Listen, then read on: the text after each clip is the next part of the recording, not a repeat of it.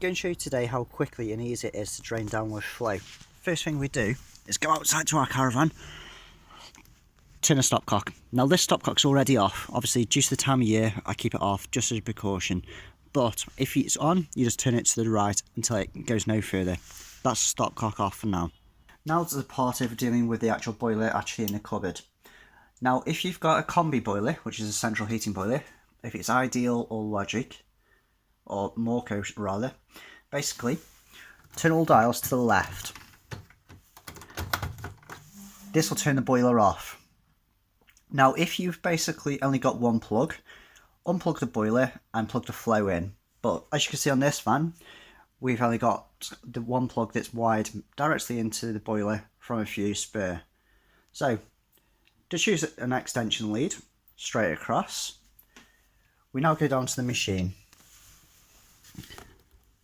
I press the machine, there's absolutely nothing happening. Now on the older versions there's a rocker switch, which instead of actually having a push switch is just slightly different. Down below we've got an actual safety valve, which in case the other actual valve did break, this was actually protect. So by turning the actual valve, the machine has now actually gone up. Now it's quiet, the machine is. So first thing we'll do, we'll go across and actually do the kitchen sink. Once you've actually drained down, don't leave your bowls in your sink. If anyone ever goes and turns your water on the outside, you've got a chance of flooding your van. Now first of all, what we're going to do is we're going to drain down the hot water tap, because basically that's going to empty the boiler and that's the biggest risk to yourself. So we'll turn it on. The machine's kicking in. You can hear the loud whining in the background. Step back though, because sometimes you can get quite a lot of spitting off it. As you see, it's going faster and faster, so obviously more pressure's going through.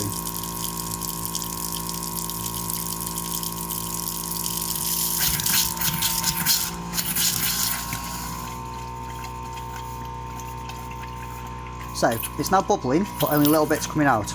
So if you push the tap down, you'll hear the compressor start actually slowing down again. And it's generally gradually going shorter and shorter. It stopped. That means it's pressured up again to the correct PSI. If you open that tap again, that's how much water's left back in there. Not much, but little bits. We'll then close it again. We'll let the actual flow build up again, just to make sure it's up to the correct PSI. Once it's stopped, we'll try the same on the actual cold water. Now it's stopped. We'll do it on the cold. And the machine again kicks in.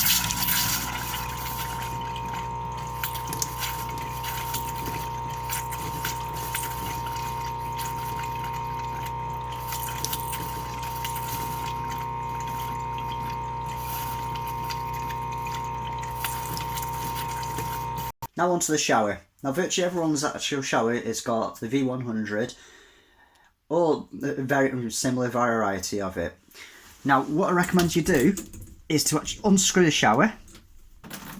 This will let any water out that's in the pipe, because what you don't want is any water to be left in the valve. And just let it dangle. We then turn the shower mixer on.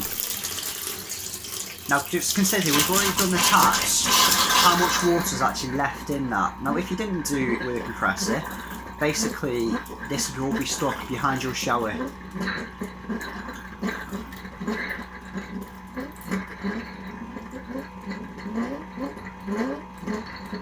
Now with the shower, I would always recommend doing it 2 times as well, because it might have a little tiny bit behind it and it only takes a little bit to freeze these valves. Now we move on to one of the other sinks. Again, turn it to the hot water, push it up. A step back, because obviously it's going to give you a nice surprise if you don't. So we just let it give a quick rumble.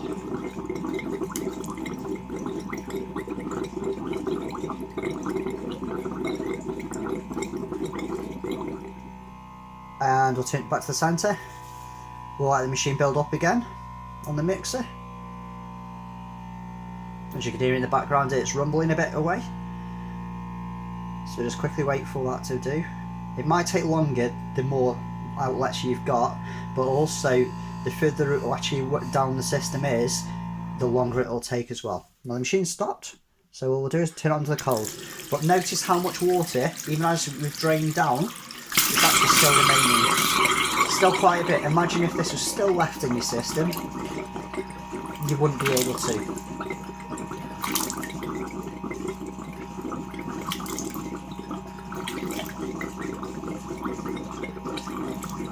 We now move on to an ensuite bathroom.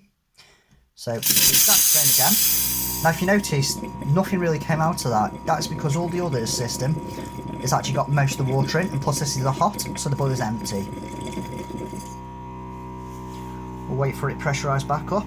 Always make sure your taps are turned off, otherwise the flow will continue and won't actually pressure down the system properly. If we just wait for a second while we just wait for the machine to compress, we'll then do the cold tap.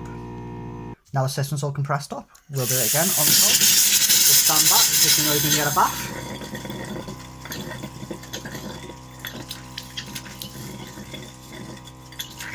It's got a little bit in, so what we'll do is we'll just turn the tap off a bit, let it pressurise up again a bit more, but the next time it builds up, it'll be more compressed. So let's give it a second while that's done that. And there we go, that one's all finished.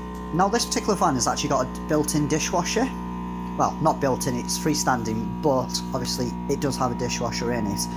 Now, we get this question, well, how can it drain down the dishwasher? Simplest thing to do, and this is what actual Jason Paul recommends, is to physically go onto your programs, go on to a very, very small program. Now your water isn't there, so your dishwasher won't actually like it too much. So we'll select it on a quite small one, and we'll start it. Now it's going to try and pull some water through in a minute.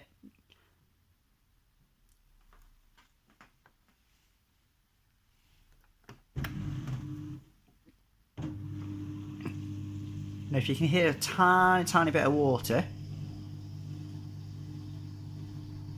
and you're getting like a hissing noise straight from the background, that's because behind your actual valves you do actually still have water in it, and if you don't remove that water, basically that is what can cause damage to your system.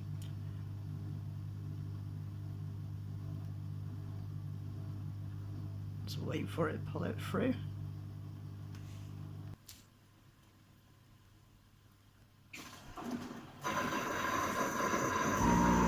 If you heard that noise now, that is because basically the dishwasher has got no water in it. So let's turn it off. Within the dishwasher, you'll see possibly a small amount of water. It's quite hard to actually see it, but there's like a minute amount of water in there, but that means your dishwasher has been winterized now. One of the next things we have to do is, and pretty much do it as last, is the toilets. If we go and do the main one first. All it is, simple, just flush it down as normal. You hear it making a noise. One thing you'll notice with this now is that the flow will kick in quite a lot. If you're finding after doing a small toilet that it's still continuing, try to turn the tap off. The tap is located on there on the toilets.